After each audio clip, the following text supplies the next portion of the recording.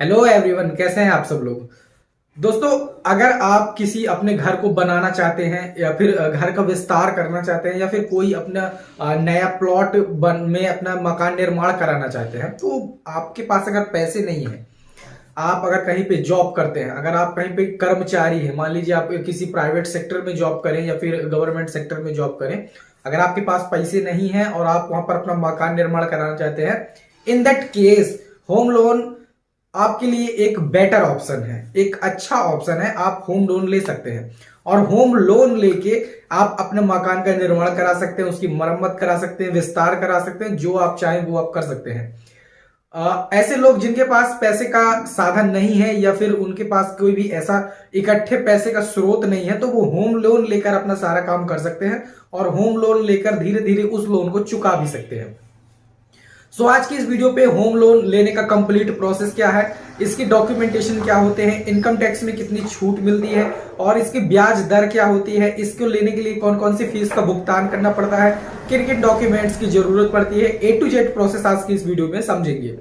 तो चलिए चलते हैं वीडियो की तरफ। मैं हूं चंद्रभान चक्रवर्ती, आप देख रहे हैं अपना यूट्यूब चैनल टेक रेवेन्यू। चलिए वीडियो शुरू करते हैं।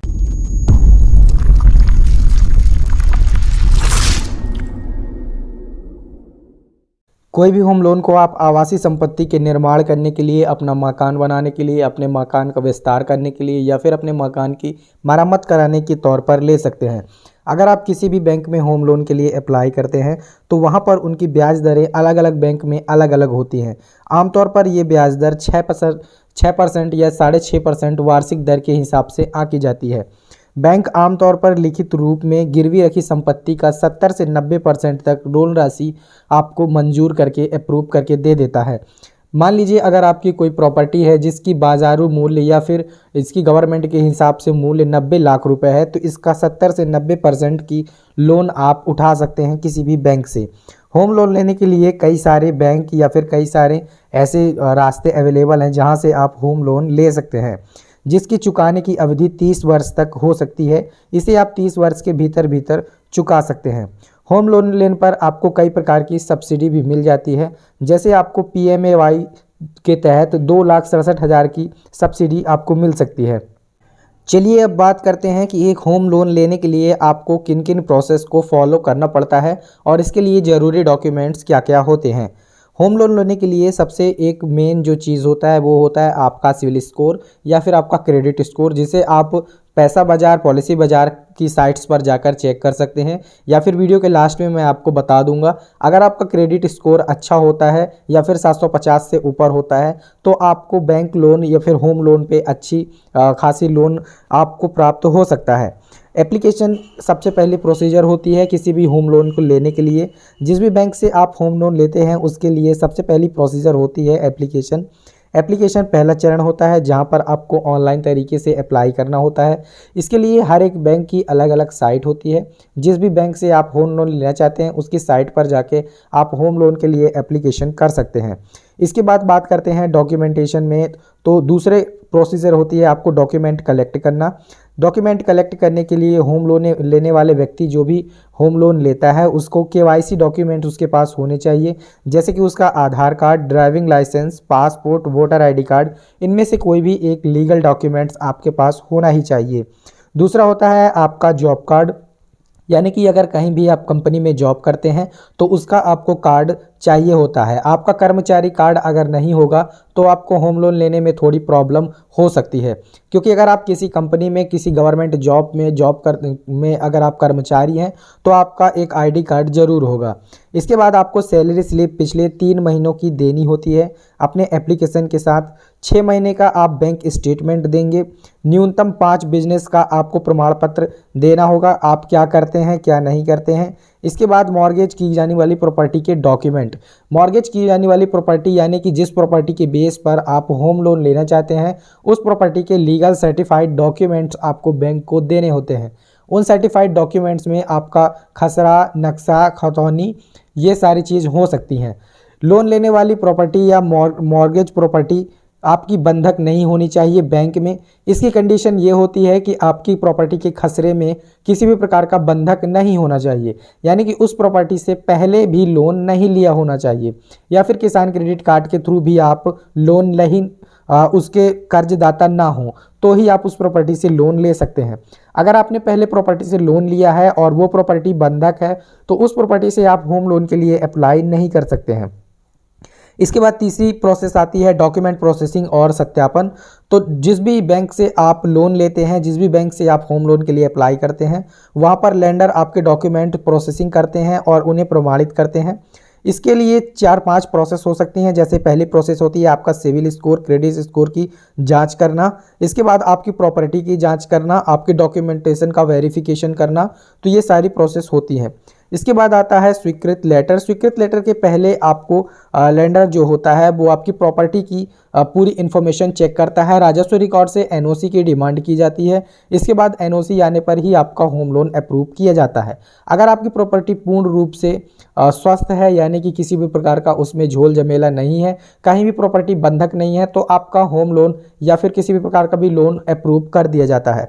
मॉर्गेज की जाने वाली प्रॉपर्टी पूर्ण रूप से स्वस्थ होनी चाहिए, सबसे पहली कंडीशन इसकी यही होती है। इसके बाद चौथा चरण होता है स्वीकृत लेटर, यानी कि अनुमोदन पत्र, यानी कि अप्रूवल फॉर्म।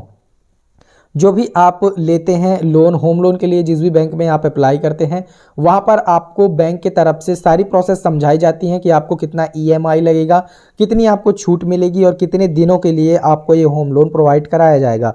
इसमें आपका होम लोन राशि, ब्याज दर और पुनर्भुगतान अवधि, और ये ब्याज दर फिक्स्ड वेरिएबल, सारी की सारी कंडीशन उसमें मेंशन होती हैं। स्वीकृत लेटर पे सारी कंडीशंस, नियम, शर्त, रूल्स एंड रेगुलेशन और एक लेटर हेड में उसके बैंक के सारे सिग्नेचर्स होते हैं। इसके बाद आती है सुरक्षा फीस का भुगतान करना। स्वीकृत लेटर जारी होने के बाद आपको लैंडर को एक सुरक्षा फीस, यानी कि आपको सिक्योरिटी मनी डिपॉजिट करनी होती है। सिक्योरिटी मनी डिपॉजिट करने की अलग अलग कंडीशन हो सकती हैं, जैसे कि हर एक बैंक का अलग अलग सिक्योरिटी मनी हो सकता है।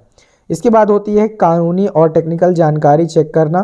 तो कानूनी और टेक्निकल जानकारी चेक करने के लिए आपकी रिस्पॉन्सिबिलिटी नहीं होती है, बल्कि ये बैंक की रिस्पॉन्सिबिलिटी होती है। जिस भी बैंक से आप होम लोन ले रहे हैं वो आपकी प्रॉपर्टी या मॉर्गेज की जाने वाली प्रॉपर्टी का सत्यापन अपने प्रतिनिधि को भेजकर करवाता है।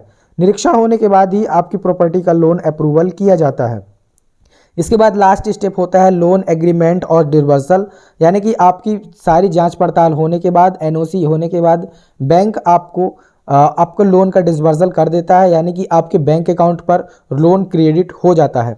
चलिए अब बात करते हैं कुछ बैंक हैं जिनकी फीस कितनी है और उनमें लगने वाली छूट कितनी आपको मिल सकती है, इनकम टैक्स के अंदर उसकी क्या छूट मिलती है, उनकी ब्याज दरें क्या होती हैं। आपके सामने ये जो लिस्ट शो हो रही है, इनमें कोटक महिंद्रा बैंक का 6.55% न्यूनतम ब्याज वार्षिक लगती है, जिसकी एमआई 641 रुपये या लाख में हो सकता है। इसके बाद पंजाब बैंक है जिसकी 6.5% वार्षिक ब्याज है, एसबीआई का 6.70%, एचडीएफसी का 6.70%, आईसीआईसीआई का 6.70%, बजाज फिनसर्व का 6.65%, बैंक ऑफ बड़ौदा का 6.50%, बैंक पंजाब नेशनल का 6.55%, यूनियन बैंक ऑफ इंडिया का 6.60% और सेंट्रल बैंक ऑफ इंडिया का 6.8% होता है। अब इसके बाद बात करते हैं कि आपको इनकम टैक्स रिटर्न में क्या आपको छूट मिल सकती है। भारत सरकार इनकम टैक्स एक्ट 1961 के तहत अगर आप किसी प्रकार का होम लोन लेते हैं तो इसमें आपको टैक्सेशन में कुछ छूट मिल सकती है। इसके लिए अलग अलग तरीके के सेक्शन होते हैं, जैसे कि income tax section 80C, 24B, 80EE, section 80EEA, ये सारे सेक्शन होते हैं, तो इनमें आपको छूट मिल सकती है। चलिए कुछ सेक्शन की बात करते हैं। जैसे 24B के अंतर्गत ब्याज भरने पर आपको 2 लाख रुपए तक की छूट मिल सकती है। सेक्शन 80C के अंतर्गत मूल लोन राशि पर रजिस्ट्रेशन फीस में आपको 1.5 लाख की छूट मिलती है। सेक्शन 80EE के अंतर्गत ब्याज पहली बार घर खरीदने वालों के लिए 50,000 की छूट मिलती है। सेक्शन 80EEA के अंतर्गत आपको किफ़ायती आवास के लिए 1.5 लाख की छूट मिल सकती है। ये सारी की सारी चीज़ें आपको फॉलो कर। अब चलिए बात करते हैं कि इसके लिए ऑनलाइन अप्लाई कैसे करते हैं और सिविल स्कोर कैसे चेक करते हैं अपना। तो सबसे पहले देखते हैं कि सिविल स्कोर कैसे चेक करते हैं, इसके बाद देखेंगे कि ऑनलाइन अप्लाई कैसे करते हैं। अपने मोबाइल या कंप्यूटर के सर्च बॉक्स पे आपको टाइप करना है, गूगल के सर्च बॉक्स से सिविल स्कोर। सिंपल आपको ये सिविल स्कोर टाइप करेंगे तो नीचे आपकी वेबसाइट आएगी mycivilscore.com, ये www.civil.com, इस पर आपको क्लिक करना है। यहाँ पर आपको सिंपल एक अपना अकाउंट बनाना है। नॉर्मली एंट्री फिल करने के लिए जहाँ पे गेट डिटेल पे क्लिक करेंगे तो यहाँ पर आपका नॉर्मल सा कोई अकाउंट बन जाएगा। Email address, password, date of birth डाल के एक्सेप्ट करेंगे। यहाँ से आप अपना सिविल स्कोर चेक कर सकते हैं। ये एक अच्छी वेबसाइट है, यहाँ से आप अपना अच्छा सिविल स्कोर चेक कर सकते हैं। इसके बाद बात करते हैं कि अप्लाई कैसे करना है। तो अप्लाई करने के लिए आप जिस भी बैंक से अपना लेना चाहते हैं लोन, उस बैंक की ऑफिशियल साइट पे जाना है। जैसे कि मान लीजिए अगर अपन SBI की बात करें तो यहाँ पर आपको टाइप करना है SBI होम लोन। उसकी सारी जानकारी, उसके सारे स्पेसिफिकेशन, उसके सारे डॉक्यूमेंटेशन क्या क्या लगेंगे, प्रोसेस क्या होती है, सब कुछ मिल जाएगा। लेकिन आपको ऑफिशियल साइट पे जाना है। जैसे कि ये 3rd नंबर पे ऑफिशियल साइट इसकी आ रही है SBI होम लोन, इस पर आपको क्लिक करना है। इसी प्रकार आप जिस भी बैंक से होम लोन लेना चाहे उस बैंक की साइट पे जाएंगे। ऑनलाइन अप्लाई करने का पूरा प्रोसेस बताऊंगा, वीडियो काफ़ी लॉन्ग हो जाएगा, इसलिए ये दूसरी वीडियो में हम आपको बताएंगे। इसके लिए आप ऐसे ही अप्लाई कर सकते हैं। सो गाइस, ये थी आज की वीडियो में आपने जाना कि आप होम लोन के लिए कैसे अप्लाई कर सकते हैं, इसका कंप्लीट प्रोसेस क्या होता है, डॉक्यूमेंटेशन क्या होता है, सिविल स्कोर कैसे चेक करें, ऑनलाइन एप्लीकेशन कैसे करें। वीडियो अगर पसंद आया हो लाइक कर दे, दोस्तों के साथ शेयर कर दे और चैनल पे नए हैं तो सब्सक्राइब जरूर कीजिएगा। मिलते हैं नेक्स्ट वीडियो में, तब तक के लिए जय हिंद, टाटा, बाय बाय।